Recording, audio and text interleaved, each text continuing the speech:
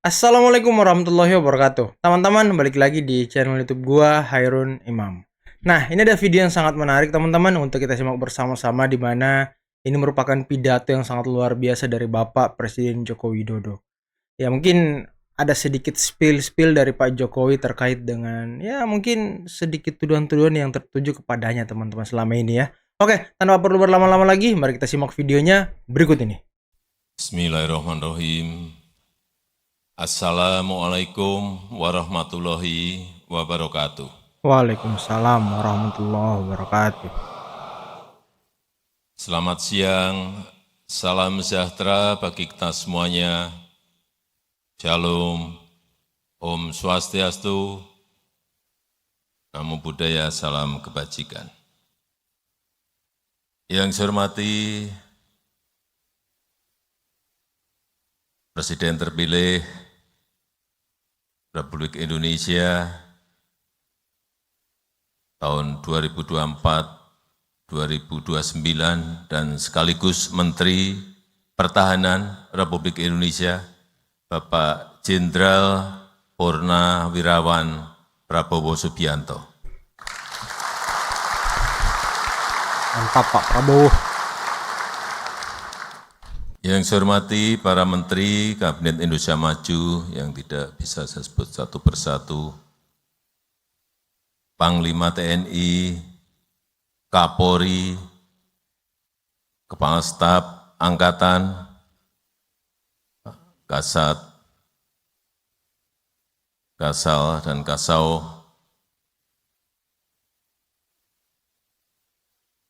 para pejabat TNI dan Polri dari seluruh tanah air Indonesia, Bapak Ibu hadirin dan undangan yang berbahagia. Saya melihat yang hadir di sini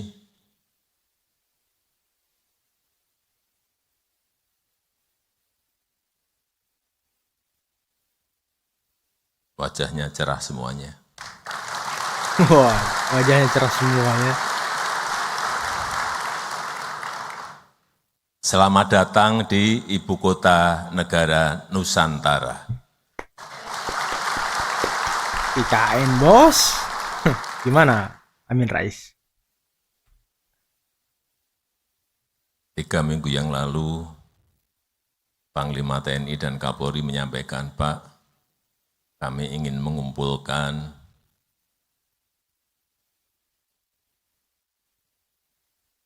Pangdam, Kapolda, Danrem, Dandim, dan Kapolres dari seluruh tanah air.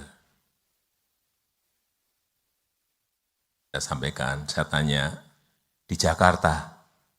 Enggak Pak, kalau bisa di IKN. Di IKN ya kan. Kenapa harus di IKN? Karena, Pak, banyak yang belum tahu Pak, IKN.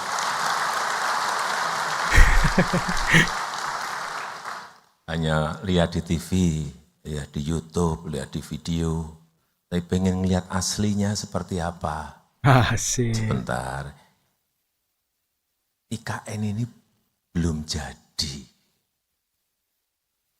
masih dalam proses pembangunan. Mungkin bisa memakan waktu 10 tahun, 15 tahun, dan bahkan 20 tahun. Meskipun saya meyakini Bapak Presiden terpilih pernah menyampaikan kepada saya, akan saya percepat Pak. Wow, luar biasa Pak Prabowo ya. Wow, dipercepat guys.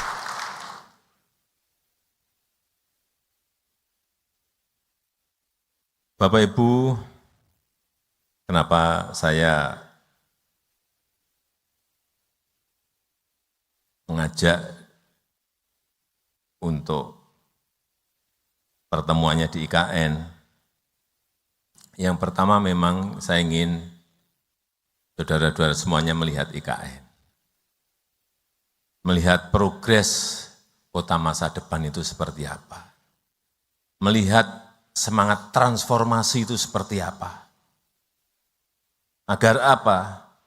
Agar semangat transformasi yang ada itu bisa Bapak Ibu bawa pulang ke daerah, ke wilayah, untuk dikembangkan di daerah masing-masing. Baik, karena di sini gedungnya harus green building, di sini transportasinya nanti harus transportasi hijau, pemakaian listrik yang kita ada sekarang ini juga dari energi hijau, itulah masa depan dunia. Dunia semuanya menuju ke sana semuanya. Dan kita ingin juga menuju ke sana tapi mendahului dari yang lain. Dan kita tahu setiap pemimpin pasti memiliki cita-cita, pasti memiliki visi, pasti memiliki mimpi besar yang ingin diraih. Misalnya, mewujudkan pembangunan Indonesia sentris dalam rangka pemerataan dan keadilan. Bukan hanya Jawa sentris, tapi Indonesia sentris. Kemudian juga mewujudkan Indonesia Emas di 2045, 20 tahun yang akan datang, target kita sudah mencapai GDP lebih dari 23.000 GDP per kapita, 23.000 US dollar. Untuk apa? Mewujudkan Indonesia Emas 2045 untuk kemajuan dan kemakmuran bangsa. Wow, mulia sekali ya. Dan di mana untuk menggapai itu tidak jarang kita mempertaruhkan banyak hal. Karena keputusan besar apapun itu pasti ada resiko, pasti ada tantangan. Dan Bapak Ibu sebagai pemimpin, sesuai dengan tugas dan wewenangnya, sesuai dengan jenjang kepemimpinan di TNI dan Polri, dalam lingkup baik kabupaten, kota, provinsi, maupun nasional, ya harus berani memutuskan, berani mengambil langkah, baik langkah kecil, langkah besar, maupun langkah sedang, semuanya harus berani untuk hal-hal yang berdampak besar bagi negara kita. Mulai dari kabupaten, kota, provinsi, naik ke atas. Menjadi sebuah agregat nasional. Dan juga perlu saya sampaikan bahwa kepindahan IKN, Ibu Kota Nusantara ini bukan sekedar pindah gedung, bukan sekedar pindah istana, bukan sekedar pindah lokasi, atau berubah tempat kerja, bukan itu. Tapi yang kita inginkan, keinginan besar kita adalah ada perubahan pola pikir kita, mindset kita, ada perubahan pola kerja kita, ada perubahan budaya kerja kita. Yang kita inginkan itu, dari yang tidak efisien menjadi efisien, jadi dari yang muter-muter menjadi cepat, ada target waktu, dari yang berbelit-belit menjadi simpel dan sederhana. Karena sudah sering saya sampaikan ke depan, negara yang cepat akan mengalahkan negara yang lambat. Bukan negara besar mengalahkan negara yang kecil. Tidak, negara yang cepat akan mengalahkan negara yang lambat. Untuk apa tadi perubahan pola pikir, perubahan pola kerja, perubahan budaya kerja? Untuk membentuk karakter kepribadian Indonesia maju. Untuk membentuk mental bangsa yang maju. Kalau kita enggak mengarah ke sana, sulit kita bersaing dengan negara-negara lain. Semangat ini yang saya harapkan bisa saudara-saudara bawa sekembalinya dari IKN Nusantara. Semangat memperbaiki tata kelola, semangat memperbaiki manajemen birokrasi, baik yang ada di TNI maupun yang ada di Polri, agar TNI dan Polri semakin profesional. Sehingga rakyat makin merasa terlindungi, sehingga rakyat semakin merasa diayomi, sehingga apapun status sosialnya, baik itu pejabat, baik itu pengusaha, baik itu tukang gorengan, baik itu sopir, semuanya merasa diberi prioritas oleh kerja-kerja kita. Itu yang harus selalu saudara-saudara briefing kepada anak buah, agar ada perubahan besar dari cara-cara melayani, tata kelola, manajemen yang ada di lingkup saudara-saudara. Semangat untuk memperbaiki citra diri, semangat untuk memperbaiki citra institusi, agar TNI dan Polri semakin dicintai dan dipercaya oleh rakyat.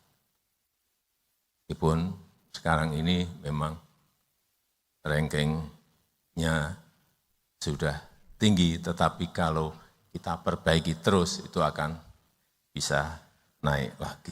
Polri sih. Karena seragam yang saudara kenakan itu dampaknya sangat besar sekali. Jika melakukan hal yang baik,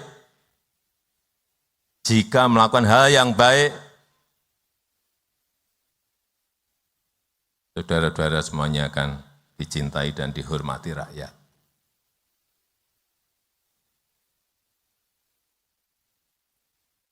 Saya berikan contoh, ini hal-hal yang kecil-kecil tapi menjadi hal-hal yang humanis. Polisi ngambil rapot anak yatim. Waduh. Ini di Bandung. Iya juga ya. TNI membantu motor mogok seorang ibu di Pontianak. Iya. Ini hal-hal seperti ini, hal yang humanis. Langsung bersentuhan pada rakyat ya. Polisi membekuk oknum bersenjata di Jakarta. Ini sekali lagi hal-hal yang humanis, di mana masyarakat merasa diayomi dan dilindungi. Dan kalau sudah ada yang ngambil, klik, naik, ini akan menjadi hal, kalau ini tadi yang saya berikan contoh 3 hal tadi, semakin banyak itu dinaikkan akan semakin baik bagi citra institusi dan kepercayaan terhadap institusi. Tapi sebaliknya, jika saudara-saudara melakukan hal yang dinilai buruk, maka dampak negatifnya juga akan besar. Hati-hati mengenai ini. Misalnya, ketahuan atau terlibat judi online. Ada yang terlibat penganiayaan. Ada yang terlibat narkoba. Terlibat pelecehan. Ini akibatnya terhadap institusi juga akan, kepercayaan akan turun. Merosot banget ya, apalagi yang Karena viral apa? itu aja. Sekarang ini zaman keterbukaan, kita semua harus sadar. Sekarang ini ada zaman keterbukaan. Hal-hal yang saudara-saudara anggap itu sepele, itu kecil, bisa menjadi sesuatu yang sangat besar. Bisa menjadi sesuatu yang mengganggu stabilitas. Bila kita salah mengelola. Sehingga saya minta hati-hati betul mengenai soal-soal seperti yang tadi saya sampaikan. Karena negara kita, karena Indonesia butuh stabilitas untuk tetap tumbuh. Perlu kita tahu semuanya, negara-negara lain sekarang ini pada posisi yang masih sangat berat sekali, struggle, berjuang untuk bisa keluar dari krisis ekonomi. Satu-satu sudah mulai masuk pada posisi krisis. Karena dampak dari COVID-19 itu sampai sekarang belum berhenti. Masih terasa ya perekonomian. Growth, pertumbuhan, terhadap inflasi, terhadap pengangguran, terhadap lapangan kerja, dampaknya sampai sekarang di negara lain masih berdampak dan dirasakan langsung oleh rakyat. Betapa sangat beratnya. Saudara-saudara bisa buka di Google kondisi sekarang di Eropa seperti apa, di Amerika seperti apa, kondisi di beberapa negara di Afrika seperti apa. Tidak mudah.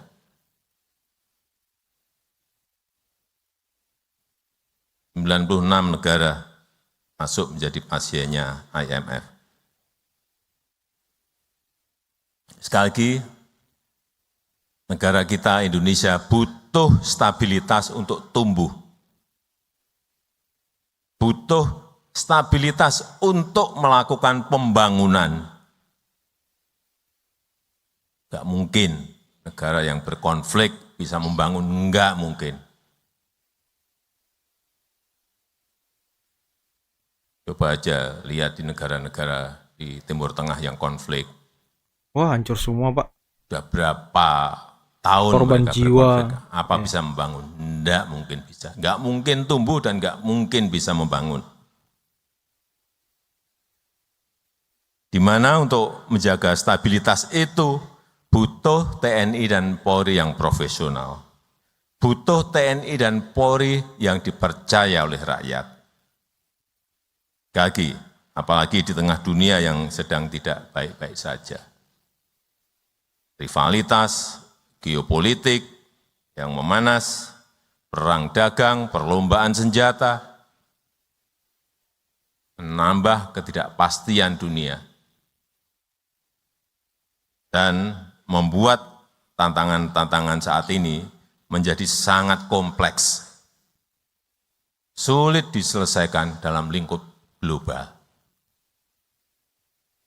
Juga sangat sulit dikalkulasi. Kalau keadaan nggak normal seperti sekarang ini, keadaan global nggak normal seperti ini, sulit dikalkulasi, sulit dihitung. Mau ngitung kurs dolar ke rupiah, sulit. Mau berhitung harga minyak tahun depan berapa atau tahun ini diperkirakan, sangat sulit kalkulasinya. Serumit itu ya sekarang ya. Kayak keadaan normal itu kalkulasinya selalu hampir tepat, meskipun nggak bisa tepat, tapi hampir tepat. Sekarang ini penuh dengan ketidakpastian sehingga kalkulasinya sangat sulit. Dan saat ini negara kita berada dalam fase yang sangat penting.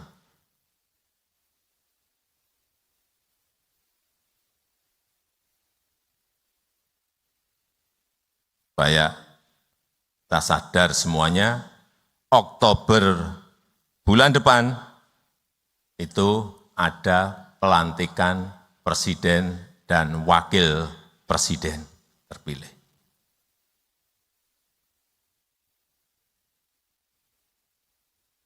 Satu bulan lebih sedikit akan ada pelantikan presiden dan wakil presiden terpilih. November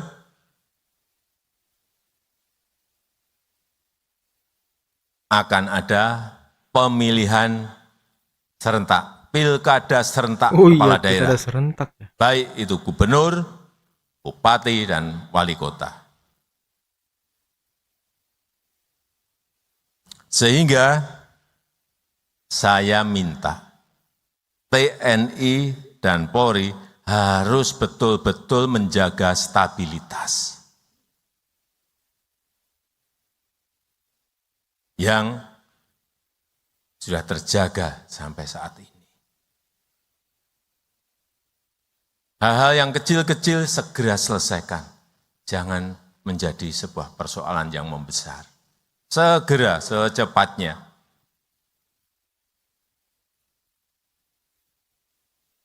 Sekali lagi, sehingga saya minta TNI dan Polri harus menjaga betul stabilitas. Mendukung penuh transisi pemerintahan.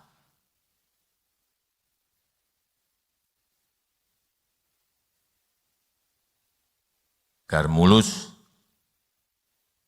pemerintahan yang saya pimpin akan dilanjutkan oleh pemerintahan baru yang dipimpin oleh Bapak Jenderal TNI Purnawirawan Prabowo Subianto. Pak Prabowo. Bulan lagi Pak. Penantian selama 20 tahun ya kan. Pastikan proses transisi ini berjalan dengan baik dan lancar. Kita kawal secara bersama Pak. Jangan sampai ada riak-riak yang berpotensi mengganggu. Juga dukung penuh penyelenggaraan pilkada.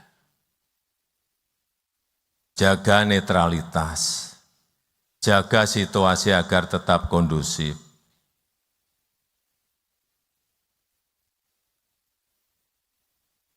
Terakhir, saya ingin mengingatkan kembali terkait dengan kekerasan kepada perempuan dan anak. Saya minta TNI dan Polri bisa menjadi institusi yang pertama. Sekali lagi, saya minta TNI dan Polri bisa menjadi institusi yang pertama bagi perempuan dan anak dalam mencari perlindungan.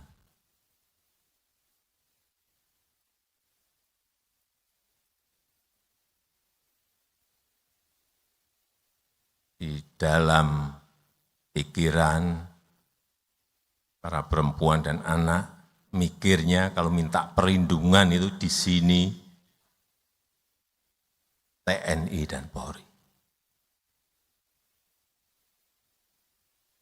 Baik dari KDRT, dari kekerasan seksual, dari kekerasan fisik, dari bully-bulian, dari penganiayaan. Oleh sebab itu, berdayakan yang namanya Babinsa. Berdayakan yang namanya Babin Kamtibmas sebagai ujung tombak dalam pertolongan pertama.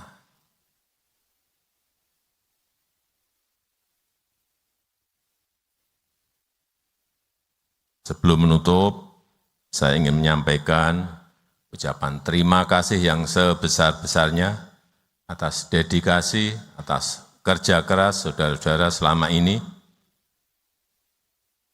Pencapaian bangsa kita pada hari ini tentu tidak lepas dari peran, dari kerja keras seluruh TNI dan Polri, seluruh anggota TNI dan Polri. Dan saya berharap TNI dan Polri ke depan bisa terus mempertahankan kekompakannya, mempertahankan sinergitasnya dalam menjaga dan melindungi negara kita Indonesia. Amin. Dan Semoga, Pak. saya mohon maaf jika dalam 10 tahun ini selama memimpin ada hal yang dirasa kurang berkenan, ada hal-hal yang dirasa belum maksimal, baik dalam kebijakan maupun dalam kita berinteraksi. Nah, saya kalau ke daerah itu pasti ketemu Kapolres, pasti ketemu Dandim, pasti ketemu Danrem, pasti ketemu Pangdam, pasti ketemu Kapolda. Kadang-kadang ada yang saya salami, ada yang enggak saya salami. Ada yang luput, enggak salaman. Waduh, masa saya enggak disalami sama presiden. Waduh. Padahal saya Pangdam. Saya kan enggak apa Pangdamnya yang mana. Kapolda yang mana kalau enggak ngenalin. Polresnya yang mana, Dandimnya yang mana, Danremnya yang mana. Kalau luput nyalami saja bisa masalah. Sakit hati, Pak. Wah, presiden nggak mau nyalamin saya. Sekali lagi, saya mohon maaf jika 10 tahun lama memimpin ada hal yang kurang berkenan, ada hal yang belum maksimal dan belum baik, baik dalam kebijakan maupun dalam berinteraksi. Dan mumpung masih berada di IKN, setelah kegiatan nanti kita akan foto bersama, tapi di saudara-saudara juga akan saya ajak keliling. Saya tahu enggak mungkin kalau di TNI dan Polri kan enggak mungkin ada yang 1-2 tahu-tahu ke sumbu kebangsaan sendiri. Tapi pengen, tapi enggak berani ke sana lah, nanti saya ajak. Asik. Dan saya izinkan Bapak Ibu untuk berkeliling sendiri, untuk melihat.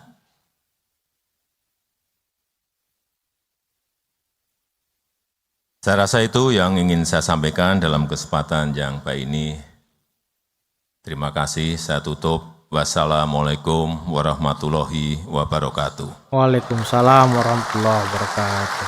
Nah, teman-teman, itulah tadi pidato yang sangat luar biasa dari Bapak Presiden Joko Widodo yang ternyata juga kegiatan ini dihadiri oleh Bapak Presiden terpilih Prabowo Subianto. Dan tadi bisa kita dengarkan bagaimana Pak Jokowi mengatakan bahwa kata Pak Prabowo IKN juga akan diusahakan dipercepat kata Pak Prabowo. Wah, ini sangat luar biasa. Dan juga tadi Presiden Jokowi mengatakan bahwa ya tidak semua kebijakan itu bisa membagikan orang lain. Mungkin seperti itu konteksnya teman-teman ya. Yang jelas ada resiko-resiko terhadap sebuah kebijakan yang dikeluarkan oleh pemerintah. Ya itulah negara demokrasi, setiap kebijakan itu tidak bisa menyenangkan semua orang teman-teman tentunya ya. Oke, mungkin cukup sekian dulu video kali ini. Jangan lupa teman-teman like, subscribe, dan share videonya. Akhir kata, billahi taufiq wal hidayah. Wassalamualaikum warahmatullahi wabarakatuh. Bye-bye.